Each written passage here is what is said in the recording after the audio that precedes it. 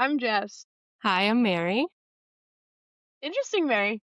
You have good taste, Jess. But today we're here to talk about how excited the Blue Raster team is about Esri's latest ArcGIS Pro release 3.7 and dive into some of the things that we're most excited to start using. But before you install it, just a quick reminder that ArcGIS Pro 3.7 now requires .NET 10.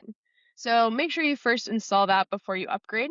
And remember that you'll also need to update or reclone any ArcPy environments after you've updated. Right. So now that you have .10 and you installed 3.7, let's talk about some of the features that stood out to us. One of the biggest updates for me is the ability to control layer visibility by map.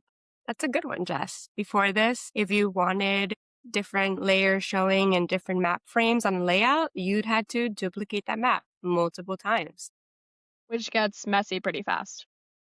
Exactly. So now you can manage visibility directly by map frame, which is huge for comparison maps and map books, county level parcel planning, or even public facing static maps that you want to share. It's one of those updates that will immediately save time and make layouts way easier to maintain. Another feature that we are excited about, it's the new extract scanned lines and extract scanned polygons tools.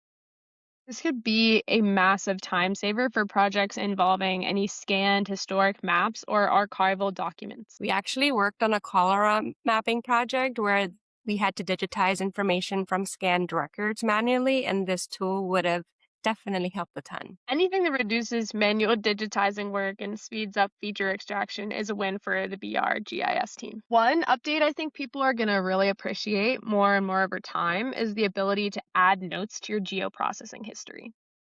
It sounds small, but honestly, this is incredibly useful to a large GIS team that has many different workflows that they're supporting. Especially in a state or local government project, or really just any desktop heavy GIS environment. Because we all had that moment where you revisit a project or workflow later in time and you're like, wait, why did I run this tool again? Or like what input parameter configuration actually work. And now we're able to have the documentation for the reasoning in the history itself, which helps both your future self and your teammates because these histories persist when you share your project file.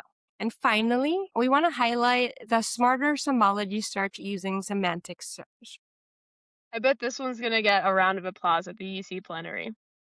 Is always the small things that make life easier that do. So instead of needing to know exactly the symbol name, you can search using natural language terms like emergency or medical and still get relevant results without needing to scroll through all of the symbol options to find the one you're looking for. Yeah. Semantic search is starting to show up in more places across the Esri ecosystem.